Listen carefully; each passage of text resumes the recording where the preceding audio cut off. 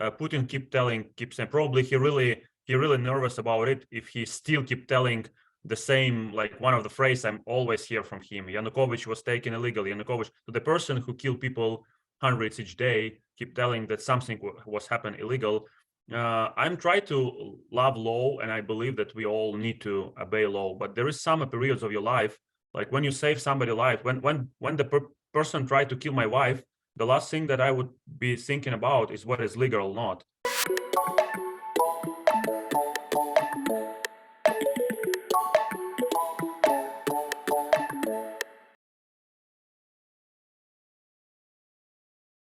Euromaidan, also known as the Revolution of Dignity, which took place in late 2013 and extending into 2014, was a huge historical event in relation to what's going on in Ukraine right now. Some people claim that it was a coup that was instigated by American neocons collaborating with potentially the CIA. Others say it was a revolution, that it was a grassroots movement. From your perspective, how do you understand the Revolution of Dignity coming about? I was there. I was on Maidan. I mean, I'm not from Svoboda. I definitely do not support any Nazis or mostly the students and like the age group from 20 to 40, I'd say, was the main group. Obviously, there were representatives of other age groups, but I saw a lot of my colleagues and my group mates. So they were all there.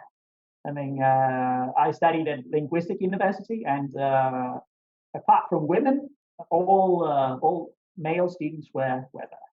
So standing the ground was basically the major role I was involved in. Because the attempts of police forces to clear the square were quite frequent, and it was mostly like having a couple of people standing and watching for the police moves, and I was also helping with the party, and that's basically it. I was also the part of Euromaidan. Like if we're like I remember vividly how it was. I was amazed by the bravery of Ukrainian people. First, it starts as a peaceful demonstration because it was a student. It were students that were beaten, and then the million or like a lot of people. I think it was several hundred thousands people went on Krishchatik to support them, to support that we want to join the Europe, not the Russian Union, but Europe.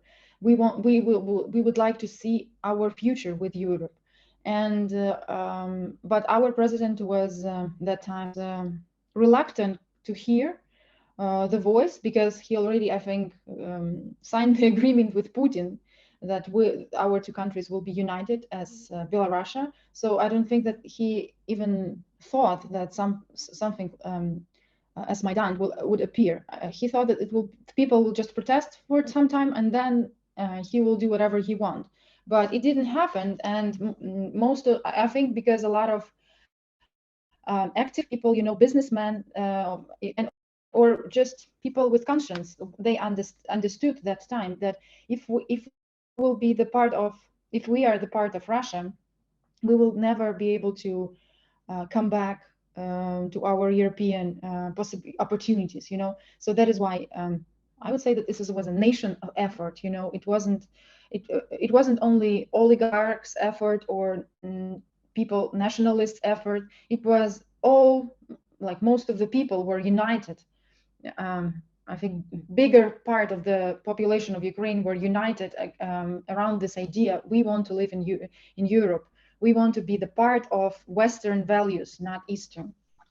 Yeah, we were participants of Euromaidan here in Kharkiv, and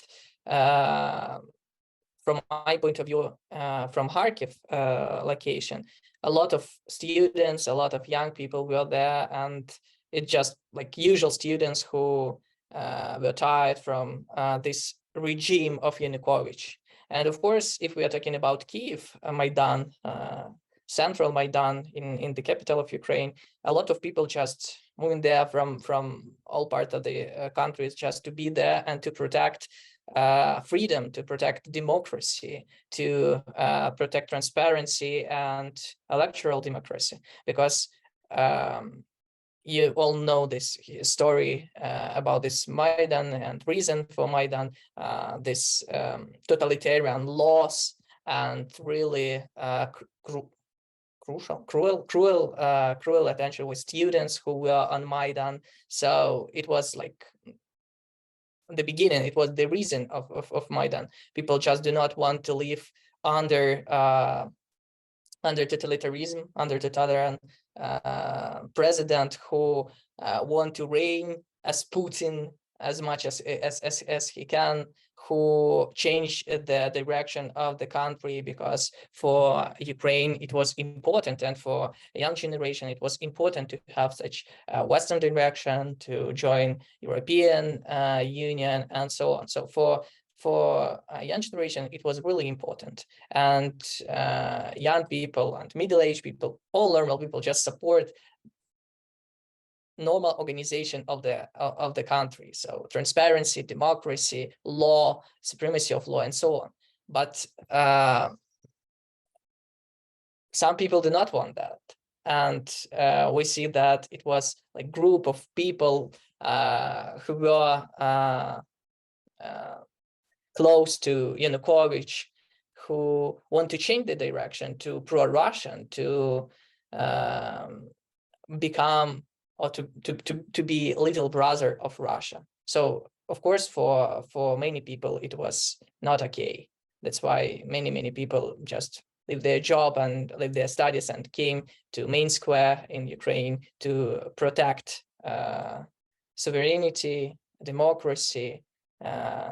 Yeah, so it's strange to hear such petition from people who didn't participate in Maidan. It starts because Yanukovych broke his promise to sign the document which confirmed our intention for the integration in the EU. He promised to do it, and then he broke his promise. And in the center of Kiev, there was a peaceful protest of students who come there, who put some tents in there, and at the same day, there was severely beaten by the police forces. And then the reaction of Ukrainian people were pretty strong. The more people come to protest, and they start to protest even in different cities all over Ukraine. And there were much more people who started protesting. So it was peaceful protest, like no weapons, no any fights, but they started to escalate this conflict and try to beat people again, try to use police forces to calm this down and force everybody to go home. And as a result, we have even more people who join this protest as a result of their action. Even more people join the protest, and till that time they have like a list with demands what they would like to have. And then some politicians start to join this protest. Then the police start to escalate it even more and more. And then Yanukovych was forced to run away. It starts with the student as a small protest of students, but after the action of our government, then more people start to come because it was unacceptable behavior from their side. And it's hard to tell that there was no any like single leader or even single group who was in charge of all of it. It started to organize as it went on, and they started to form different groups who were participating. And right sector was one of them. Just one of the groups in the Maidan. And probably because they were trained somehow, like physically trained before, probably that's why they were helpful in the way to defend people from the police and teach people how they could defend themselves against the police who using force and who was armed. Ukraine was about to sign an association agreement with the European Union. Association agreement is the first step, or one of the first steps on the way to become a member. So you get association agreement, then you're an associated member, then you're a member. For people in Ukraine, EU, of course, there are people in love with the EU. I'm not one of them. I just say, look at it, and the same thing as in Georgia right now. For people in Ukraine, EU was a symbol of freedom of speech, freedom of entrepreneurship, freedom of movement, and freedom from corruption. Because, petty corruption. Of course, there's corruption on a high level, even in the EU, but petty corruption. Because this agreement foreseed Ukraine implementing anti-corruptional measures, which would help to fight, institutional corruption and petty corruption. So for people in Ukraine, I think the most important thing, especially for young people that were the first one to show up at Maidan, was the freedom of movement, and also the fact that you could be able to not do things, and corruption under Yanukovych was thriving. That you could be able to get things done without having to leave 20 hryvnia everywhere you go. So for young people, when Yanukovych all of a sudden said that, no, we're not signing this agreement, is not good for us, but then 3 days later goes to Russia and gets a $3 billion credit, which is very good for the economy if you get a loan of $3 billion. So for young people, it was a sign of that nothing's going to change anytime soon. And we are going back to Soviet Union. And that's not what people wanted, for the most part, Ukrainian and Russian speaking. And on the 30th, when he wouldn't sign, he wanted everything to go as it was. The Berkut, which is special forces police, was instructed to drive out the protesters. So Berkut showed up in the middle of the night and started beating those kids and the young people, whatever, who was there. They started fighting. And as a result of that, on the 1st of December, they call it the March of the Million. A lot of people, like, half of Kyiv showed up and surroundings showed up to protest. And this is when this protest has turned into from just a protest to sign the association agreement to the protest against the government. And this is when the political parties came up and the first flags showed up. Because this was not anymore a protest against him not signing this agreement, it became a political protest for him to resign, especially after the previous protest was violently driven out from Maidan.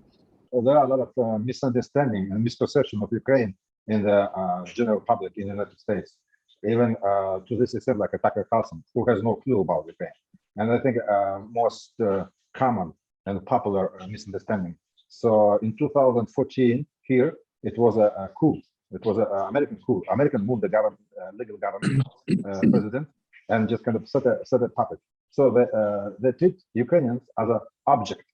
Ukraine as a country and the Ukrainian nation as an object, So Americans came and made this revolution. They moved out the Yanukovych president at the time, pro-Russian president, and they said this pro-American. But it's completely not the picture which we saw from here. Yeah, for sure, Americans just invest money, and the American government support the independent media. So we had a plurality in the mass media, but it was not American coup. I'm talking about Maidan in 2014. It was a genuine Ukrainian move. So because we don't want to be with Russians again, and we would like to our president hold the war, because when he was elected, Yanukovych, he was elected by this cliche. So he will join Europe. So we will join Europe. So and people support him with this idea. So he will join Europe. And then when he refused to sign the treaty with the European Union, then the students, few of them, stay in the plaza, and then they just kind of like a show very brutally beat the students, and then Ukrainians came and walked. It wasn't American idea. It was a kind of, I think, a genuine move of Ukrainians for their freedom and for dignity. Yeah, this is a interesting question.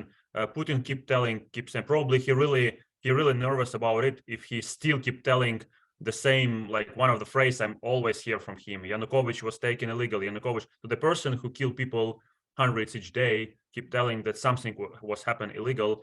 I'm trying to love law, and I believe that we all need to obey law. But there is some periods of your life, like when you save somebody's life. When the person tried to kill my wife, the last thing that I would be thinking about is what is legal or not. There is a places in your life when you think to how to save, like how to survive. The things that what Yanukovych was been doing, such a terrible that honestly I don't want to really know what was legal or not on that moment. And even I would have a time, I will never start to investigate because he was killing people. He was trying to stop the peaceful. It started as a peaceful manifest, like protest. He was trying to kill people. He definitely was responsible for it because he was a president. He made the orders, and the police did the terrible things only because he allowed. And later, just an interesting example, because the idea that he was taken illegal means that what we should to see what is behind this idea. But behind this idea, from Putin's perspective, is that most of people loved him, and then paid by U.S. Government protest, take him away from power. But after it, his party and his people existed in Ukraine until the recent period of time. Just recently, finally, his party was officially, like, how to say, like, it's not legal anymore to exist for this party. But all these 9 years, they could be elected. So his party could be some of them could be a president on the one election, and after the second one election, we already had 2 elections after Maidan. Yeah, so going back to the question, I don't know if he was taken. It was revolution. People just tired to live in this lifestyle, and I don't think the revolution is something what can be illegal. Like, there is not the law how the revolution should be. And this summer, it's happened that I was in States on July 4th, first time in my life. So I finally saw my dream from movies from childhood, and I was thinking a lot about the freedom. And honestly, I realized that all countries that really value the freedom, it's those who were fighting for freedom. And when you fight, when states were fighting for freedom, was it like a legal operation? Was they legally fighting for freedom? I guess Ukrainians just started to do a peaceful protest as we made in 2004, in 1991. And they just they still started. I've been a part of it. I was visiting this revolution many days. I spent there many days. So we started still as a peaceful. Ukrainian, a very peaceful nation. Just going back to history, you will easily see it. But at some moment, people tired to just stay and wait until they will be killed all. I was on the first days after. Well, actually, it was the reason why it was it took place was that Ukraine should be closer to European Union, and Yanukovych was about to go to Lithuania to sign the document about this closer cooperation. And I've heard, well, I don't know whether it's true or not. I've heard about the fact that he got from Putin about $3 billion, not to sign this document, but to move towards Russia, just to be closer to Russia than to European Union. I don't know whether it's true or not, but the fact is that Yanukovych did not sign this document in Lithuania, and people and the students mostly went to the streets just to show their protest and to tell that we want to be closer to Europe. Instead of speaking to people and finding a dialogue, Yanukovych decided to fight against its own people. And that was the reason why a lot of people went to the streets. It was hundreds of thousands of people who went not only in Kyiv, but in some other in other cities, just to show their disagreement. And it was also a sign for people that we don't want to have such president who does not care for its own people, for his own country. And everybody knew that Yanukovych came to the power only because of some manipulations, and he was when he was young, he was twice imprisoned because of some robbery, I think. And for me, it was a great shame after I got to know that he became our president. So how ex-robber can be a president? So I think the people after this first days where the students were beaten were furious about it, and they decided to protest. And as you say, yes, this self-organization came later because our people. So I saw it on Euromaidan, and I see it now. They can organize themselves more quicker than that the government does something for the people. I mean, a lot of things that were sent to our soldiers in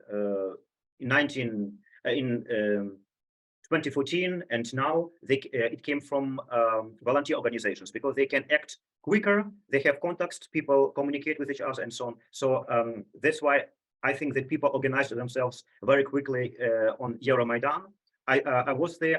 I supported the people with some money. I was also there on 19th of February, just one day when it was more or less calm, because the mass dead were on the 20th of February, and I just helped to do something, to speak to people, and I saw only that it was not like people in Russia say they were paid by the US to organize such as protest. I saw the real wish of people to do something for their country, to have another president, and to live better and to be closer to the European Union. It's a very complex event in itself, and it has a little bit of all that you've mentioned in it. But it could not happen. I think it could not happen unless it was deeply grounded in true resistance from the people, because different parties, different forces tried to collect Maidans, but it never happened on such a scale. There were various lesser Maidans, like financial Maidan and many others, but they never got to the scale that the famous the Euromaidan happened to become. Yeah, I think it's something from the unconscious of the nation, of the people. Like we have a word like veche, which is a gathering of people to decide on their destiny, and this was a part of our culture through the history in more ancient times, and I think maybe it could be something like that. So it's yeah, I can't believe that millions of people could gather there and risk their lives, and not only prepared guys, but women, students, basically all the traitors in the society were there. So yeah, it was the nation that rose against the tyranny, against the course that the government, which is headed by Yanukovych at the time, and it wanted to turn to east, to Russia, to Soviet Union, to stuff like that. And people didn't want that for their future and for the future of their kids. And yeah, I think that was the main reason. The future of the nation. I'm not profound in legal stuff, so I can't say what's legal or illegal about that. Was it legitimate? I think 100%. It was the nation who said that no more. So he was not a legitimate ruler.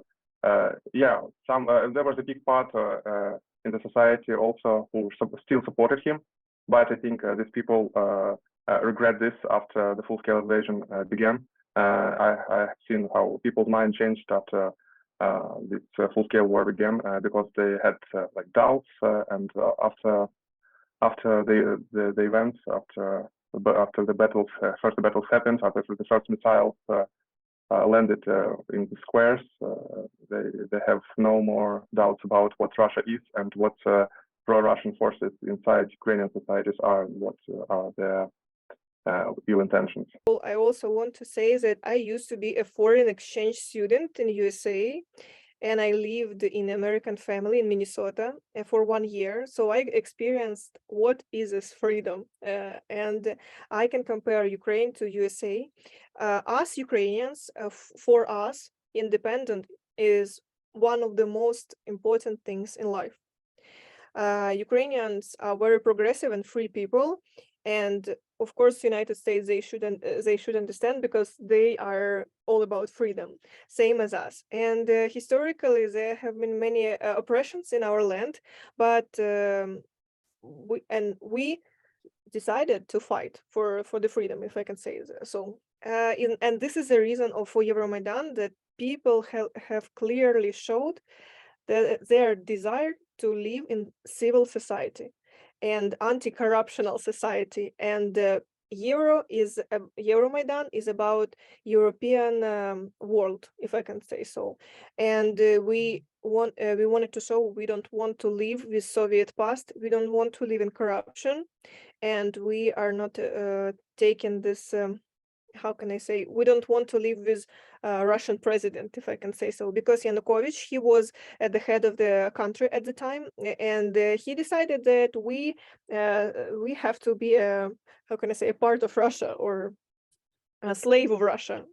And they just, the small group of students, they came to the government building and they just say, we don't want to be with Russia, stuff like this. And the president said that they need to be beaten. He just said soldiers to beat the students. And of course, people decide to stand. I've been there. I didn't take part as much as I can say so, but yes, I've been there. I've seen all of it. And I think that some of people, they can say that someone provide some government provide to do it, but I know Ukrainians, those people will always fight for freedom till death. People decided to leave their jobs to stand for the freedom. Some people they physically write that I want to be there, and people came with ideas, but they were beaten. First time, second, third, we have 100 of people who were dead. When that happened, I was on my first or second year studying, but I think this is just people disagreeing with the policy of Yanukovych and desiring to change the situation. And whatever happened, we see where Yanukovych is now, and we know he is in Russia or Belarus. Some people were claiming that in the beginning of the invasion, Russians brought Yanukovych to Belarus because they were trying to put him in the president's chair of Ukraine after invading Kiev. But we know, I think it's official information that he is in Russia. Truly speaking, when everything started in Maidan in 2014, I wasn't a fan of this. I was probably also not the anti-Maidan person, but I was kind of afraid already that time that such things do not finish that quickly and that easy. So for some reason, even before the Crimea annexation, and of course before what happened on East, the Russian troops invaded east of Ukraine, I don't know why, but I was really afraid of the whole situation going on. So I wasn't a fan of the Maidan idea. And to be honest, even now, I don't know if it was a good thing. Well, I mean, year by year, Ukraine became stronger and more interesting country to me. And I saw it, that the revolution which happened on Maidan actually gave a green light to people who actually love country and want to build strong country, economically strong and also socially strong, etc. But I just keep asking myself, even now, was there maybe other way to do it? And I'm not sure I have the answer. I know why it has started, because if it didn't start, I think Yanukovych would do this agreement with Russia for the free market. So it would be sort of, I think we would be really tight with Russia for years. And that's, of course, should not have happened. That's why people stood up and said that they don't want to have any actual connections with Russia, because they knew then Ukraine would turn into Belarus, which frankly speaking doesn't have anything good there, besides maybe people who I still believe could also do something good, but that's another story. So yeah, well, I wasn't really pro-Maidan person, but I also didn't really think that this is pro-nationalistic parties, like ultra-nationalistic. I saw that these are the people, because I had a lot of people among my friends and acquaintances who supported it, and they were not ultra-nationalistic. So I also don't see it like that. They're just patriots, like. Yeah, they are real patriots, and they thought that Ukraine should go to the path of European Union and not to side of Russia. Do you think the referendum that Russia did in Crimea was legitimate? No, I don't believe it. I don't believe it, because referendum is on my opinion, it should be, do you want to stay part of Ukraine? Do you want to stay part of Russia? There was the question, do you want to be part of Russia? Yes or no? So no one would answer no, or maybe some people did answer no, but they were answering no to what? That was no other opportunity. No one offered them to be to stay in Ukraine, to stay as the sovereign Ukraine country. So they only had a choice of being Russian or not. But if you answer not, I'm pretty sure this bulletin would just go into whatever trash. I think a lot of people voted for Russia. I think, of course, partly people were voting for Russia, but to believe that it was 98% of how much they said, I think it was 98% they declared, just simply impossible. Simply impossible, because I'm sure a lot of people didn't even come to vote. Plus, they didn't have, well, they did have some representatives from some countries who were watching the legitimacy of this, for example, from Egypt, I remember. But this territory still is not officially accepted by most of civilized world. So you cannot name it, on my opinion, you cannot name it legitimate. It did start absolutely as a grassroots movement, I believe. And I'm not sure exactly what happened. I don't have a whole lot to back it up. However, it seems to bear a lot of resemblance to the things that happened 2 summers ago in America, where maybe there were some grassroots protests, and then all of a sudden, you know, the pallets of bricks start showing up, and you've got certain people who are out at the forefront agitating, maybe even like the January 6th event. But it makes me wonder if it started out, Maidan started out as a grassroots movement, and there were certain people that wanted it to turn into something else. And I don't know who those people might have been. I don't know if it's Svoboda or if it was the US government or if it was Russia. I have no idea. But it seems to me that there were people in the front that, that started agitating, started becoming more violent. And I'm sure at that point, other Ukrainians did get involved. But yeah, I don't know. It seems to be a part of the playbook, though, to take advantage of a situation and either fund it or put key people in the right place to steer it in a certain direction. But I couldn't talk to, you know, why or what purpose they were doing that. But I don't think it was 100% grassroots. I don't think it was 100% Svoboda. I don't think it was, you know, all America. It was just a conglomeration. All right, so in this video, we're looking at the Euromaidan, also known as the Revolution of Dignity. Before I give my commentary, I would like to show you some clips from 2 Oliver Stone documentaries. One is called Ukraine on Fire, and the other is called Revealing Ukraine. Сразу же после получения независимости началась еще более дикая приватизация и растаскивание имущества государственной собственности, понижение жизненного уровня населения сразу же после получения независимости. И причем какие бы власти не меняли друг друга, для жизни рядового гражданина ничего не меняло. Там происходил просто систематический грабеж населения, грабеж граждан, грабеж украинского народа. И, конечно, люди уже устали от этого произвола, от этой совершенно сумасшедшей коррупции. The people's growing discontent made Ukraine more vulnerable to outside forces, and a new kind of warfare was launched, one not known before, the color revolutions. Demonstrators clash with police, hundreds of thousands protesting the results of the election and calling for a new vote. Just to jump into the action and go to those moments in November 2013. You're president of the Ukraine.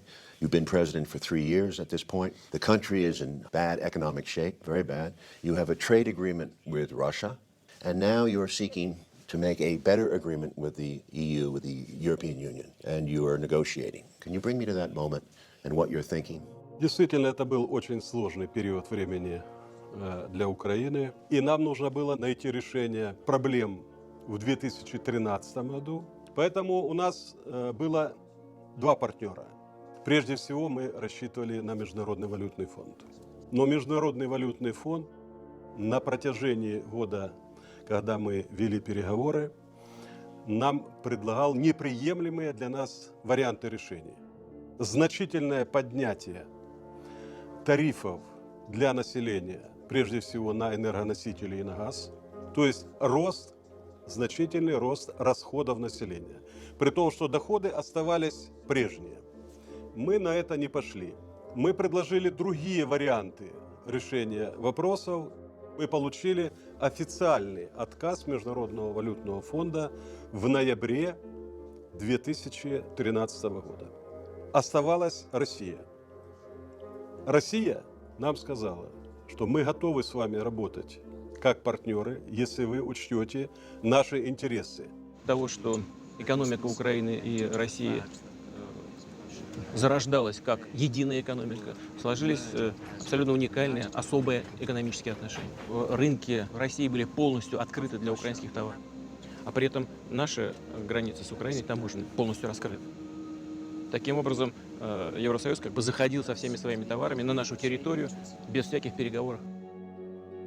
И когда мы начали считать балансы, мы увидели, что соглашение, которое подготовлено Европой для Украины, требует больших экономических расходов, компенсаций потерь, а Европа компенсации не предлагает. При том, что российский рынок при этом для Украины частично сокращался или прикрывался.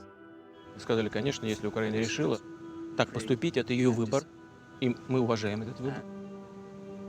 Но мы не должны этот выбор оплачивать. Наши переговоры с Европой не увенчались успехом. Поэтому на этом пути мы предложили сделать паузу.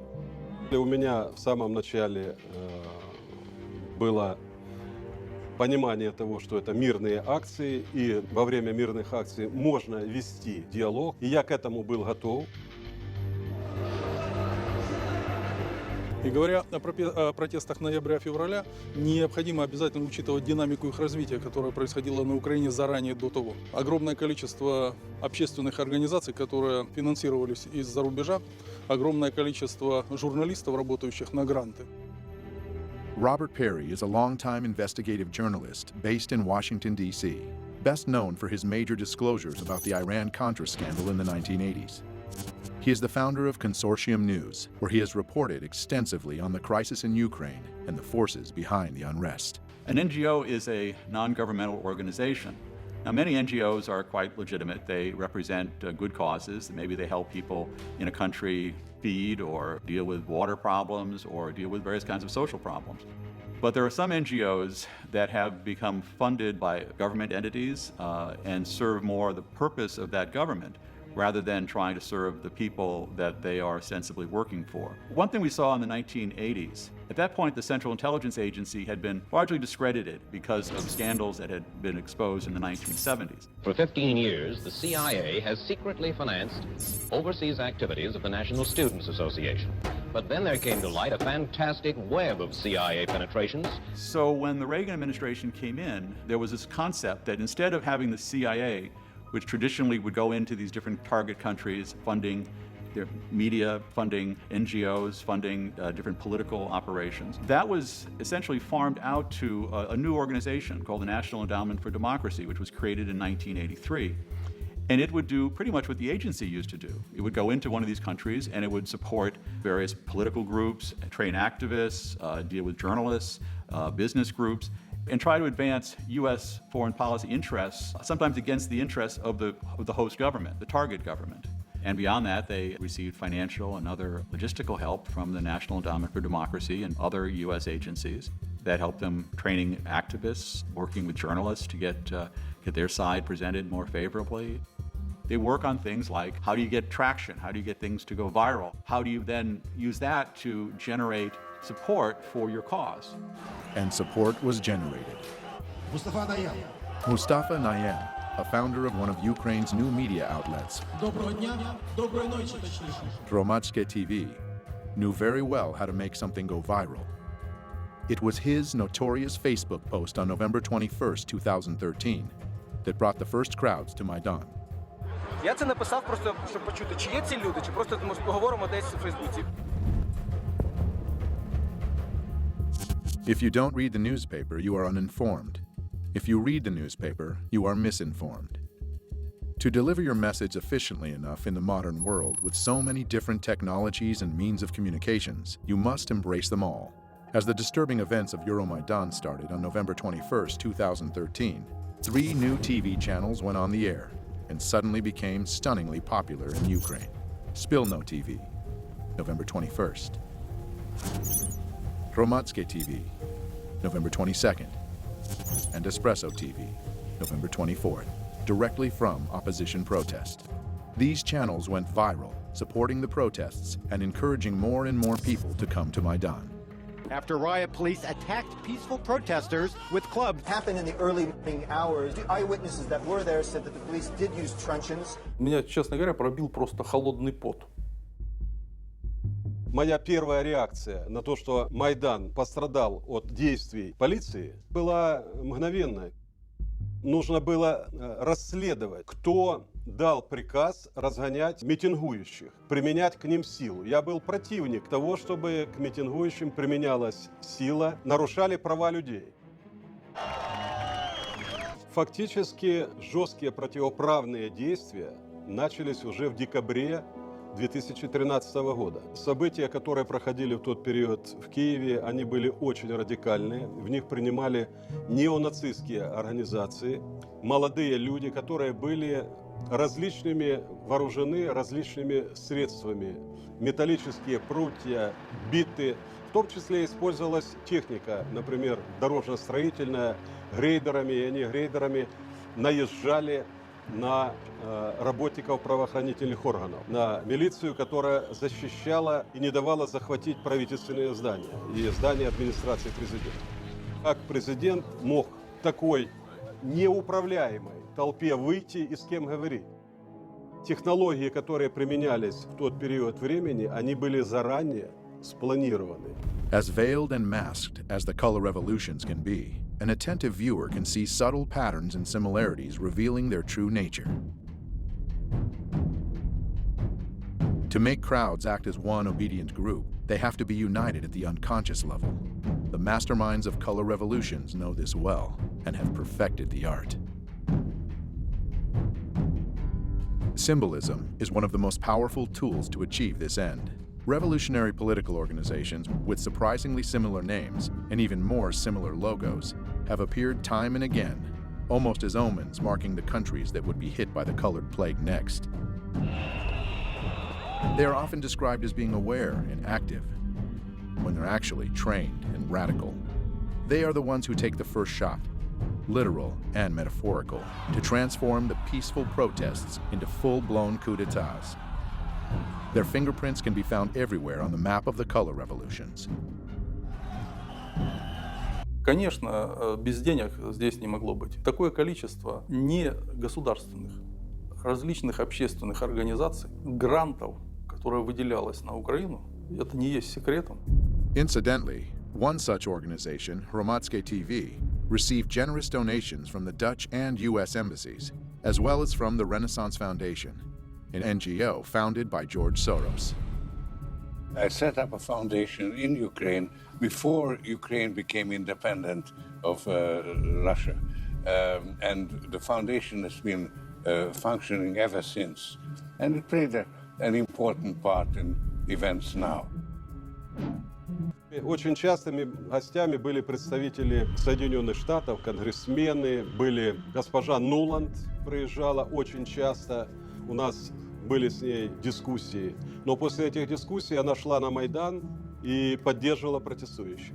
И обвиняла правоохранительные органы, применялась чрезмерная сила. На самом деле эти все месседжи мы видели на Майдане. Well, members of Congress were visiting Ukraine during that period, most famously Congressman John McCain. So some of the people who were challenging their government, their elected government at that point, were being told by the senior U.S. official, a person who ran for president and a top official in the U.S. Congress, that the U.S. was with them. I'm Senator John McCain, and it's always a pleasure to be back in Ukraine. Senator McCain was, in a sense, giving the people in the Maidan a feeling that they had the backing of the most powerful country on earth. This is about the future you want for your country. This is about the future you deserve. Делегаций много приезжало. Я говорил, что нельзя говорить, во-первых, неправду. Нельзя становиться на сторону митингующих и отстаивать их права. создавая тем самым и углубляя конфликт. Когда митингующие захватывают правительственные здания и учреждения, скажите, допустимо ли это в любой другой стране, например, чтобы посол Украины пришел к митингующим в Фергюсоне и раздавал там пряники или пирожки и обвинял полицейских Соединенных Штатов Америки? Я считаю, что это недопустимо ни в одной европейской стране. А почему к Украине было такое отношение? Who was your highest level contact with the U.S. government in this period? Я постоянно имел контакт с господином Байденом, вице-президентом. У меня были частые с ним телефонные переговоры. Но дело в том, что господин Байден говорил одно, а в Украине делали другое. And the U.S. ambassador? Посол Соединенных Штатов в Украине постоянно принимал представителей Майдана у себя в посольстве. Мы это очень хорошо знали, мы это отслеживали. И создавалось такое впечатление, что в посольстве Соединенных Штатов существует штаб, который управляет этим процессом. In early February of 2014, as the Maidan crisis was getting more violent, there was a phone call that was intercepted. It was a call between the Assistant Secretary of State for European Affairs, Victoria Nuland, and the U.S. Ambassador to Ukraine, Jeffrey Pyatt. Questions of credibility are being raised after a private chat between two top U.S. diplomats was leaked online. I think Yats is the guy who's got the economic experience, the governing experience. He's the guy, you know, what he needs is Klitsch and Tony Book on the outside. I just think Klitsch going in, he's going to be at that level working for Yatsenyuk. It's just not going to work. Yeah, no, I think that's right. Okay. Good. Well, do you want us to try to set up a call with him as the next step? Sullivan's come back to me, VFR, saying you need Biden, and I said probably tomorrow for an attaboy and to get the deets to stick. So Okay. Biden's willing. So you had this remarkable phone call where you have these two senior officials of the U.S. government apparently talking about a coup or how they were planning to restructure the government of Ukraine. Fuck the EU. No, exactly. I'm not saying the whole U.S. government feels that way. There is division on this, but the neoconservative element wants very much to change the strategic dynamic in Eastern Europe. The neocons are very smart people, and they've been at this for a long time. They came in around the issue of propaganda. They studied how to create hot buttons for the American people. They had this experience when they were getting the American people to get excited about Central America back in the 1980s. Sandinista regular army. The ground force is being equipped now with Russian artillery. And they've been applying those same strategies ever since. They remain very dedicated to achieving their goals. They still want to get rid of certain governments. They wanted a regime change in Syria, for instance, regime change in Iran. They're very skilled at this, and they have a lot of allies now inside the news media, inside the government, and that means that they can do a lot to control the narrative of any story. I think in America these days, we have somehow told ourselves that there are a lot of ways of dealing with these problems other than hard power. Vladimir Putin cares about hard power. The neoconservatives can now demonize a leader of a country.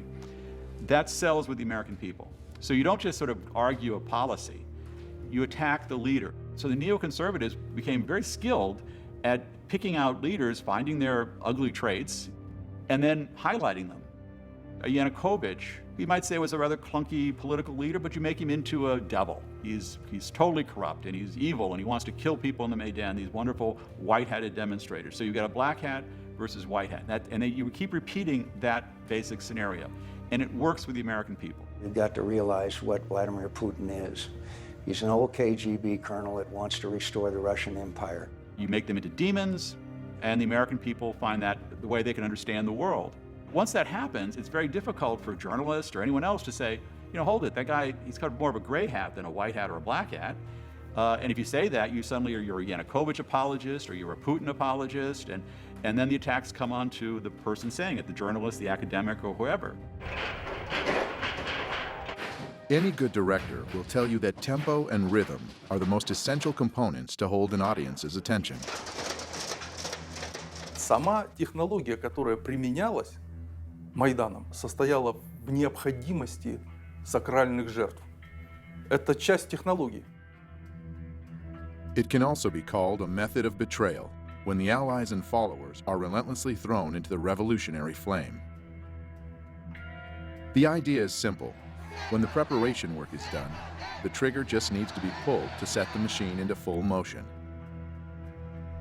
The murder of politician Rafiq Hariri led to the Cedar Revolution. Looking back at the mysterious poisoning of Viktor Yushchenko right before the Orange Revolution of 2004, we see now that he became a sacred victim himself. Most political analysts believe the compassion of the Ukrainian people at that moment tilted the scales, giving him the presidency. For weeks, this European capital has been the scene of a violent uprising. Today, the bloodiest day yet. The protesters are pushing up towards the government district, armed here with Molotov cocktails, but we saw handguns and shotguns too. There are casualties on both sides. Well, she's just said that there are 6 dead people up there. Not just injured, dead. They said they've been hit by snipers. 20 февраля начали расстреливать сотрудников милиции. Я получил информацию, что начали стрелять снайперы, и есть жертвы с 2 сторон. Консерватория, откуда прозвучали первые выстрелы. Это то, что было под контролем у сил Майдана. В том, чтобы посеять хаос, но Янукович точно не был заинтересован в том, чтобы хаос разрастался. 14 policemen dead and 43 wounded. Было погибших 20 человек и более 150 раненых огнестрельными ранениями. Тогда уже было понятно, 20-21 февраля, что начался вооруженный переворот. Мы вели в этот период времени переговоры с оппозицией и очень часто договаривались. Но, как я позже понял, что это была игра. Та часть, оппозиции, которая не принимала участие в переговорах, радикальная часть, она не обращала внимания и никого не слушала. Они выполняли свою работу. Ukraine's parliament has voted for the new speaker of the assembly to become interim president. Alexander Turchinov called on lawmakers to form an interim government by Tuesday. These latest developments follow the dismissal of President Viktor Yanukovych on Saturday. And they removed Yanukovych, not following the constitutional procedures for impeachment. Процедура импичмента не была соблюдена. Для этого должен был быть привлечен Конституционный суд, Верховный суд. Этого не сделали. И голосовать в парламенте должны были 3/4 депутатов. The Parliament of Ukraine consists of 450 deputies. The Constitution of Ukraine requires at least a 3/4 majority to vote. In other words, 338 votes in favor of the impeachment, but only 328 deputies voted yes. 3/4 не проголосовали. The U.S. State Department almost immediately said this was a legitimate government, and that was part of this effort to get regime change. Instead of trying to find some way to revive the February 21st agreement, where maybe you could bring back Yanukovych in some titular way, that became not a possibility anymore. Then you had eastern Ukraine resisting, you had Crimea wanting to break away, and things rapidly escalated. And this interest in Ukraine. Why are you interested in Ukraine at all? Where is Ukraine? And where is America? Russia, big countries, big politics. And suddenly Ukraine? Because I care about war and peace, and I'm a citizen of the world. I was in Vietnam War. I don't want to see my country go down this militaristic path. I knew nothing about Ukraine until I interviewed Mr. Putin. And I learned a lot about Ukraine, and I worked on Ukraine on Fire. Jubilation on the streets of the Ukrainian capital as protesters took control of Kiev and President Viktor Yanukovych was impeached. On the 20th of February, 2014, on the main street of the Kiev, horrible things happened. And this was a point of no return to Ukraine as we know it. From the very early morning, unidentified shooters opened fire on the protesters and on law enforcement. Tensions were very high, and both sides were furious. President Viktor Yanukovych, Special Forces of Berkut, and Special Security Services forces were immediately blamed for the killings. Angry crowds of protesters began to attack the police.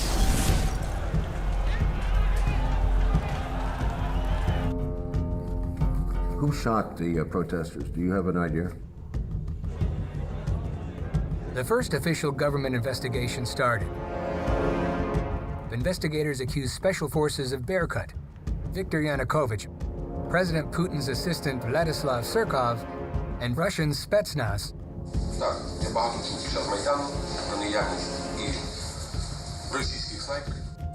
All the accusations were lacking one thing: evidence. Someone who has been gathering this evidence is Professor Ivan Kachanovsky from the University of Ottawa in Canada. Professor Kachanovsky kept investigating the events of the Maidan massacre during the last 5 years. In his extensive scientific research, based on a cross-examination of the video and audio files throughout the timeline of the shooting, he got much further in his investigation than all of the official teams together. This was quite unprecedented, to have so many television cameras, basically, so many journalists following and witnessing such a mass killing. On mostly all television networks in the United States, in Canada, Ukraine, Germany, Poland, all different countries, with exception of Russia, it was presented basically as evidence that this was massacre by police. Here, police fire on protesters with AK-47s and sniper rifles. During the 5 years of official investigation of the Maidan massacre, very important facts were completely ignored. Snipers were located in buildings under the control of protesters.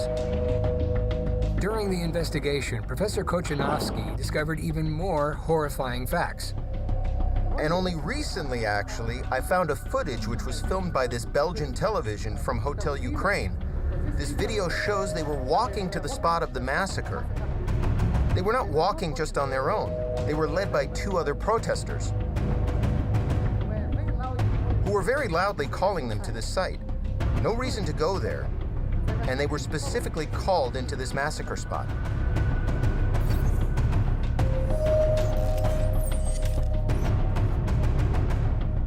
Victims were escorted to the places it was planned for them to be killed and filmed.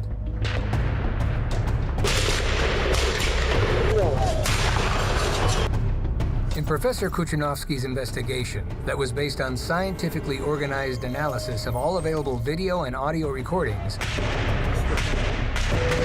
he reached a conclusion. The Maidan massacre was key in a plan of an ongoing coup d'etat, and killings were planned in advance. There were 2 interviews published in the recent book by a Ukrainian pro-Maidan journalist. And in this book, they produced interviews of 2 far-right leaders of Ukraine. One was head of Svoboda Party, and another was the deputy head of the parliament of Ukraine at the time of Maidan massacre, who was also one of the leaders of this far-right Svoboda Party. And they and Maidan leaders met with some senior Western officials. And this Western official told them basically that killings of a few protesters is not enough for Western government to change support.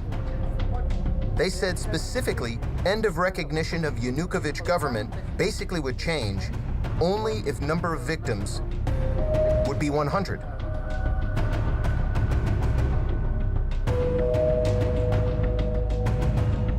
The Western government policy changed immediately after Maidan massacre. Not an accident, because you have exactly 100 people who were killed. Over these 4 years, a lot of versions have been made public. A lot of television footage was filmed about the fact that they were Georgian snipers, or that someone else did this in order to provoke confrontation and bloodshed. The fact it has not yet been established who started shooting at the protesters. And if this has not yet been accomplished in 4.5 years, then as a person who understands a thing or two about law and criminal investigations,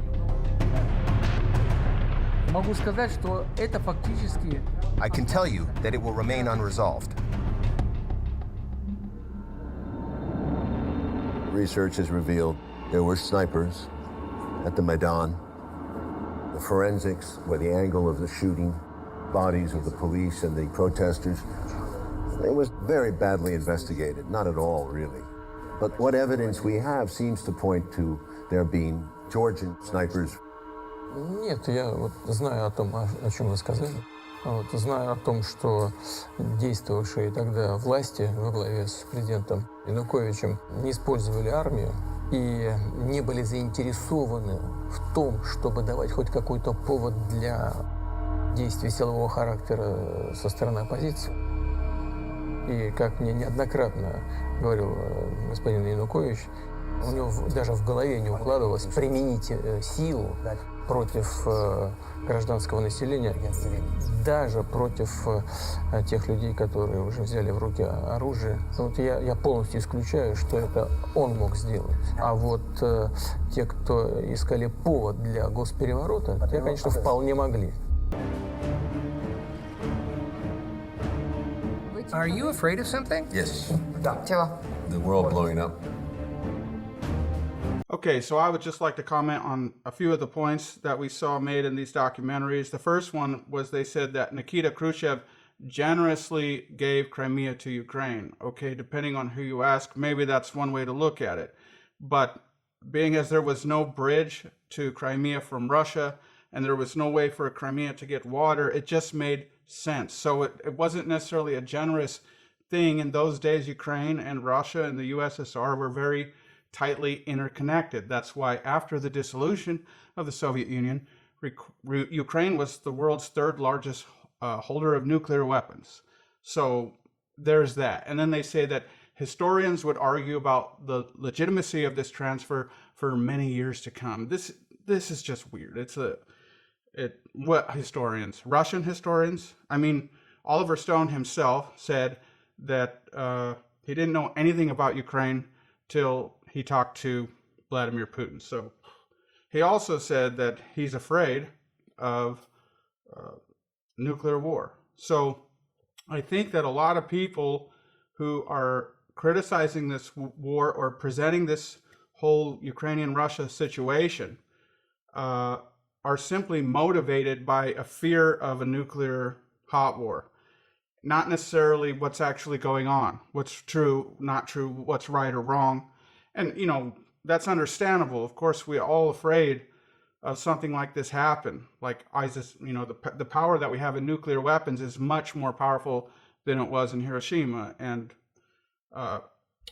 Carl Sagan was pointed out that, you know, even if we had a nuclear attack that was supposed to be contained to one area of the world, it would still create a nuclear winter and would basically wipe out humanity. So this is a very serious conversation to be had, but I still don't think that we should allow our fear of nuclear escalation dictate how we report facts.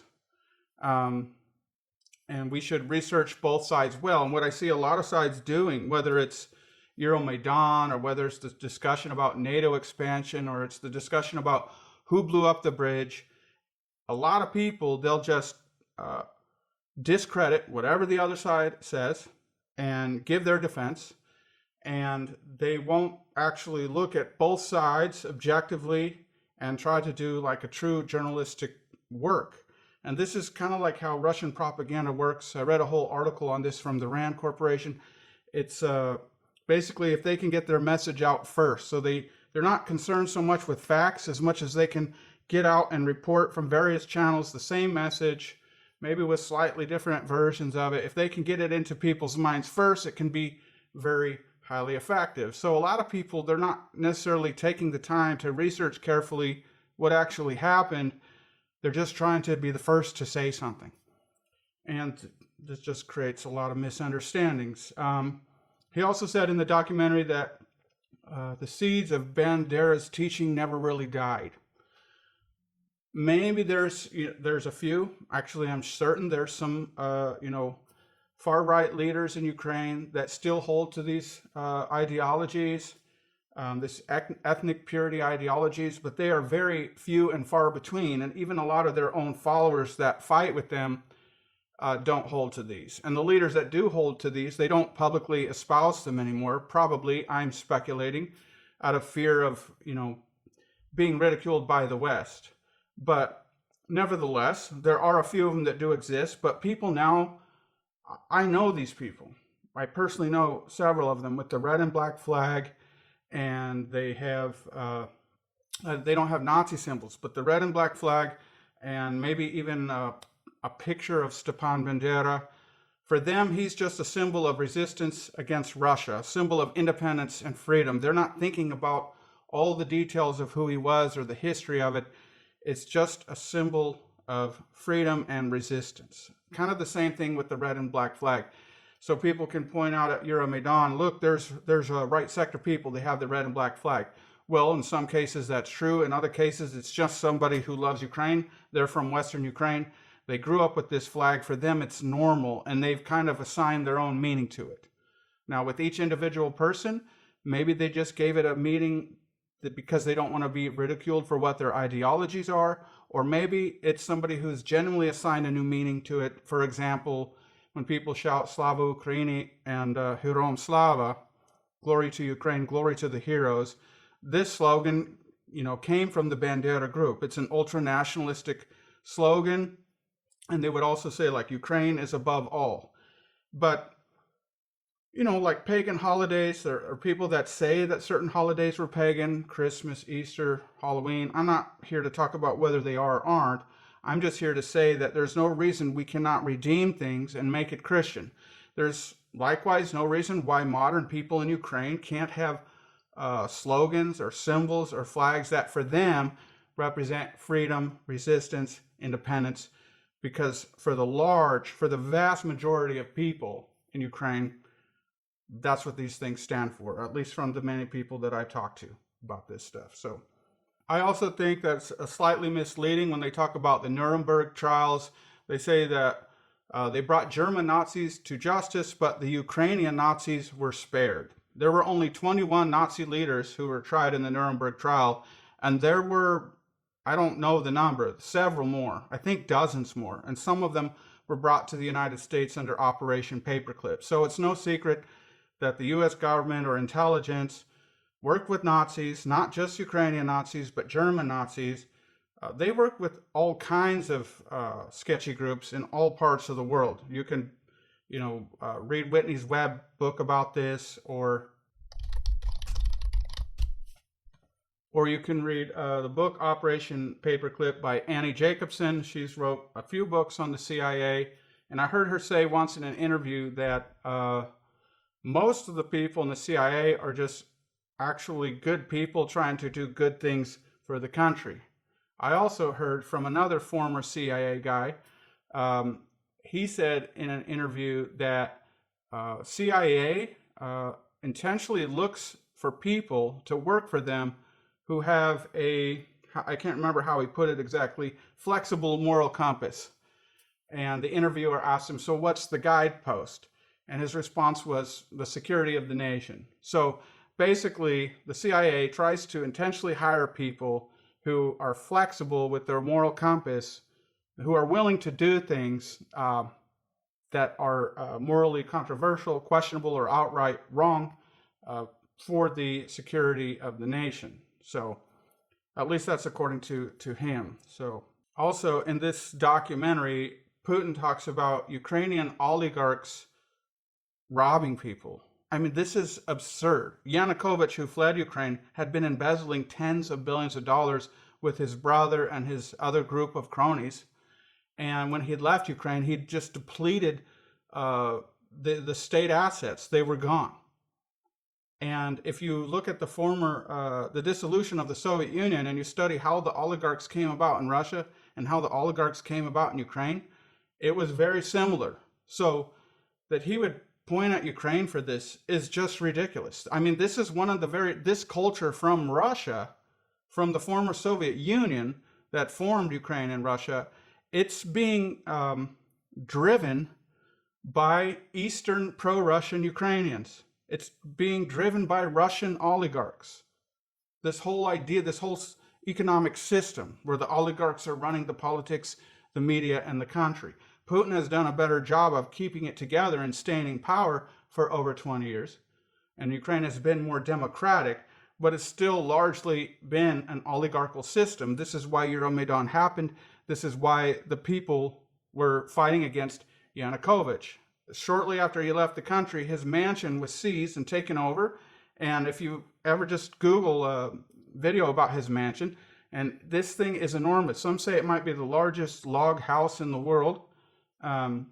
He was paying, allegedly, $100,000 a day to his staff there, all the while most Ukrainians are living very simply or even in poverty. One thing that Yanukovych talked about was that the EU deal or the IMF deal for Ukraine was not a very good offer. Now, if you just look at it at the surface level, this is the one thing he might have said that I agree with. But also, he was very pro-Russian. He had extended the naval base lease in Crimea with Russia. He had, he removed the honorary declaration of Stepan Bandera as a hero of Ukraine, which for some might be understandable. And there was something else major that he did that basically everyone could see from his policies, and not just his policies, but his rampant graft, using his position and power to just make more money for himself and his cronies. He was clearly pro-Russian. So the people were, I think, whether they understood the economics of whether the EU association agreement or the IMF deals were good for Ukraine or not, at this point, they didn't care. They said, Russia, even if you're offering us more money and cheaper oil and gas, we don't care. We're tired of you. We're tired of this corruption. So I think for the people, I personally believe that the EU association agreement is not good for Ukraine. It's not what, according to some economists I've listened to, what Poland or the Baltic states received after World War II. It's something completely different. It's more like a NAFTA that Mexico got. It's not necessarily going to help Ukraine grow economically. They're just exploiting Ukraine's situation and using them to enrich themselves, to bring investors in, to buy the land, to buy the corporations. This is the kind of stuff that Soros does. He creates instability and chaos in a nation, and then he comes in and buys stuff up. You know, him and other people who are like-minded, and the big multinational corporations and the big international investment banks like BlackRock, Vanguard, Citigroup, etc. So this is not necessarily a good thing for Ukraine, and I really hope and pray that's what Ukrainians realize. Nevertheless, they were just sick and tired of Russia, and they knew that if they got signed in such a deal with Russia, they were going to be stuck in this oligarchical system all the much more longer. Also, Yanukovych claimed that he was ready for a discussion with the protesters. I mean, this just seems like silliness, because when the opposition leader parties did come to talk with him, the demands he made were just, kind of that Russian strong-armed tactic with no compromise, no room to budge. And then he came out during the protests with these draconian laws that people couldn't wear helmets, that people couldn't gather to protest. You could have no more than 5 cars together because there was the Euromaidan thing going on. And so the people said, no, we're not going to listen to this. They had a law that you can't wear masks. So people came out with, comic masks on, and people put bowls in their head and like pasta strainers and buckets just as a protest against these draconian laws. What kind of democratic society says that people cannot peacefully protest? Now, what really kicked the protests off was when the Berkut began beating people. And there's some that say that these Berkut were instigated by ultras, which are like soccer players, or by right sector groups. And possibly, I can't say for sure, but maybe somebody threw some stuff at them or whatever. But nevertheless, these are supposed to be professional police forces who were well equipped. Why didn't they simply take the guy who did that and arrest them? Why did they respond by beating 40, 50, 60-year-old men with these batons repeatedly? I don't care if it was provoked or not. And I think that's how a lot of Ukrainians feel. If you say that the people provoked it, they'll just view you as a Russian propagandist. Maybe there were some people there that were provocateurs. Who cares? There was no excuse. They would gather on men curled up in a fetal position on the ground and gather 3, 4 around them and repeatedly beat them. And there were several instances of stuff like this. So what kind of police is it? If there was a provocateur, identify the provocateur and arrest them without beating them, and then try them in a court. I think it's pretty simple. But they tried the same kind of police tactics they used in Belarus when people protested, that they used in Moscow when people were protesting the war. This is typical Russian government police brutality. Another thing, Oliver Stone tries to make it sound like Putin and Yanukovych have been demonized, that the Western media, they just demonize them. Now, trust me, I do not trust Western media at all, but it is not difficult to demonize a demon. just because they're using that to their advantage for whatever their agenda is. I think Ukraine is kind of like a plaything where Russia wants to get what it wants out of Ukraine, the West wants to get what it wants out of Ukraine, and both of them do not really love Ukraine. They're just taking advantage of Ukraine. And to say that the West is just demonizing Russia, well, they're demons. They're bad guys. They've done a lot of bad things. And then the Russian propaganda demonizes the West. Well, I hate to say it, but a lot of the things they say about the West, with the CIA being involved in government coups in the past, are true. At the same time, they say completely ridiculous and bizarre things. They have two different kinds of propaganda. They have a propaganda machine that's geared for the Russian people that they're more susceptible to. And if you heard that propaganda, it's just ridiculous, the things they say. But the Russian population has been steeped in this for so long now that they accept it without question. If you go to the propaganda that they have for the Western audience, it's been tailored to make it more palatable. They are aware of Western sensitivities. They are aware of how to make things, sound better to them. But it's still untruths. It's still twistings. It's still propaganda, and they are demonizing the West. So after Yanukovych fled Kiev, he said that he was still the president, although he'd been voted out. Technically, according to the Ukrainian constitution, there was, I think, 328 votes that voted him out, and they needed 338, but they were 10 votes shy, but some of the parliament wasn't there. They say it was illegal. But look,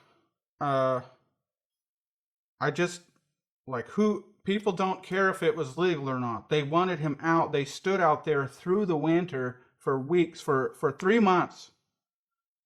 Peaceful protesters, by and large, over 95% of these people, and there were hundreds of thousands of people there, they wanted him out. And they were not going to back down. They were not going to take, some shady deal where they knew he would just try to manipulate his way around it again in the future. They just weren't going to settle for it. And so, you can talk about if it was a coup or it was a revolution, but from the perspective of the people, maybe the U.S., the U.S. State Department, like Nuland, she was talking about who they should put in the interim government. Okay, this was weeks before Yanukovych had left, so we can see that the U.S. was excited about Yanukovych getting pushed out of office. I think that's evident. But to the extent they were involved, people say things like they were hiring guys from right sector or the CIA was involved. I haven't seen yet any evidence of that. I think that's kind of speculative. It's possible. I'm not ruling it out of the possibility. But if you ask the average Ukrainian person why they were there or what the Ukrainians were standing for them, it was a grassroots revolution.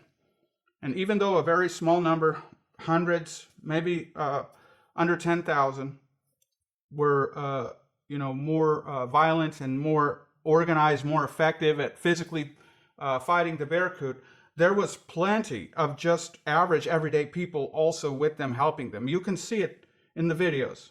I went on a march in Odessa with my wife where it was thousands of people marching through the street holding this giant Ukrainian flag above our heads. This was just all normal, average, everyday people. And then there was pro-Russians walking around the street yelling at people and trying to provoke people and stuff. And this wound up escalating into something else, another incident. But anyway, the point is, by and large, for the Ukrainians, from their perspective, who are unaware of Western meddlings, they were just fighting for their freedom, standing for their independence and against corruption. So, yes, I think Soros probably came in with tech camps and he probably helped, the media. Well, I'm certain of it. But is there a crime in helping people how to make things go viral? No. You might say it's wrong to kind of slant the truth in your favor, but that's what all media does. I'm not excusing it. Whatever happened at any of these occasions, real journalists should have been just seeking to tell the full story. But I think people's motives in there were kind of like I said with people in the CIA. They have a flexible moral compass. They're willing to do or say anything just to reach their end objective. So most likely, media on all sides around Euromaidan was doing something like this. But for the majority of the people, they understood it, irregardless of who shot who hit who, they wanted Yanukovych out. Except for maybe some people in, the Donbass, Luhansk, and Crimea. Okay, so as far as who the shooters were at Euromaidan, so I've heard and read so many different things. One report, there was 3 Georgians who decided to come on Italian news and say, yes, it was us, we did it. No one found them out, no one arrested them. They just, all 3 at the same time, decided to come on Italian news and say, yes, we were the shooters. We were sent there by our Georgian commander, guy who actually denied it. Another report said there was 6 Georgians there. Another report says it was guys from the far right cooperating with the Fatherland Party, which is like Timoshenko's party. Others said Yatsenyuk and Klitschko were involved in the Berkut violence with an insider boss that they had over the Berkut. And other people say that Poroshenko hired far right guys to go there and shoot. And I just heard so many different things, and there's an unprecedented amount of footage. And the thing is, for me to actually form my own solid opinion on what happened there, I would have to spend probably at least a few months of my life, maybe even in a year, going through all this footage, going through the autopsy reports at where the bullets entered, what kind of bullets they were, what buildings did they come from what direction. And at the end of the day, right now, I just cannot say for sure who the shooters were. Some say that they needed to kill at least 100 people in order for the U.S. government to stand behind Ukraine against the current Yanukovych regime. But when I saw, actually it was in this documentary clip we just watched, where Ivan Kachanovsky was saying that a high U.S. senior official said this to them. And then they show on the screen this thing in Ukrainian language. Okay, so I went and I looked this book up. I put it through a translator. I sent it to a good buddy of mine. And I said, is there anything in this conversation that confirms specifically that a high-up U.S. official said this? No, this was a conversation between 2 guys, Ukrainian guys. Oleg Tyanibuk was one of them. And they were upset and frustrated because how many people have to die, they were saying? 5, 10, 20, 100? That's not what the conversation was not saying what they made it sound like in the Oliver Stone documentary. And this guy, Ivan Kachanovsky, he presents himself as an expert academic objective. I've read through a couple of his articles, and he criticizes everyone else's approach and tries to present it like he's completely unbiased. But if you read through his Twitter page, just go to his Twitter and read like 20 of his Twitter posts. He clearly has I don't know if I can say pro-Russian, but he's definitely anti-Western media. So he seems like he is arguing for the events that happened in the dam with more of a pro-Russian stance and trying to come across like he's an objective academic. But that does not mean, there might be some points in some of his work. I have to work through it and pick and choose, but I just simply don't have time for that in my life right now. So a few other things I wanted to point out was, who said coups are wrong? I mean, everybody praises the French Revolution as though it was a good thing in a sense, but it was an incredibly bloody ordeal with the invention of the guillotine. If it was far-right groups who were doing the shootings, or if there was Georgians there also, maybe it wasn't one or the other, how does this constitute U.S. backing? So while we have a lot of proof that the U.S. was behind the Euromaidan protesters, that doesn't mean that the U.S. was behind the shooters. This could have been a completely interior decision by Ukraine. And everything I've seen, even every different possible scenario, points to that. So how is this a U.S.-backed coup? And even if there was shooters in the Maidan-controlled buildings, clearly there's a lot of video with Berkut who were shooting as well. So no matter who the number was, Berkut is responsible if it was one person.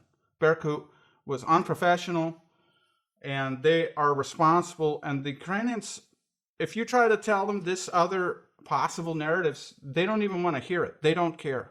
I don't think a lot of people this is a very emotional thing for them. And they got their independence, and Yanukovych was removed, and that's what they care about. I'm not saying it's okay to, kill.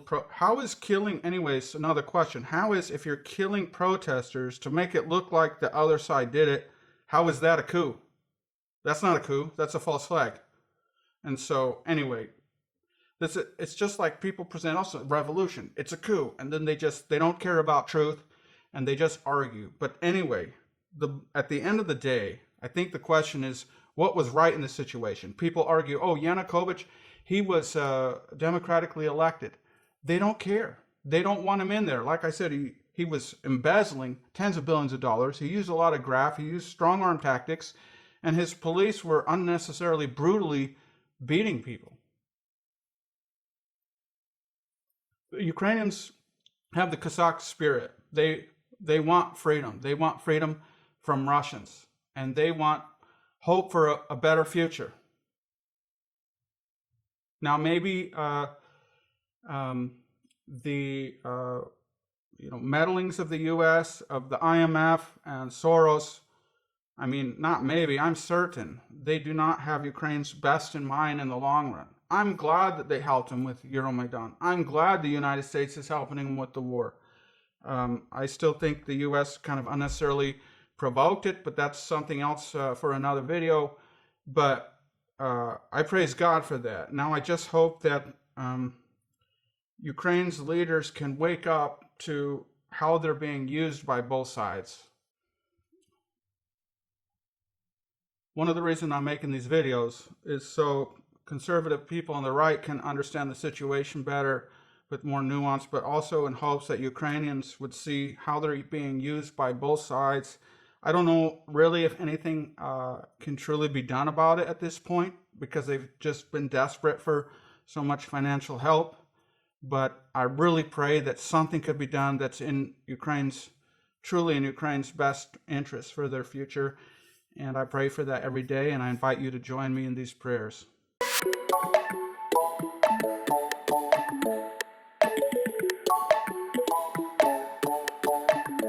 Through the KGB, Americans keep saying he's a KGB agent, but it's like saying, George Bush was a CIA agent, but, he became you grow in your life. And he went from the KGB to this technocratic position. He dealt with many problems, including the Chechnyan War, which was a very difficult situation, as well as the Russian submarine problem. Several things happened early in that gave him a lot of experience, and he handled them all pretty well. Do you think he was an honest man? I do. Do you think he was an honest man? I do.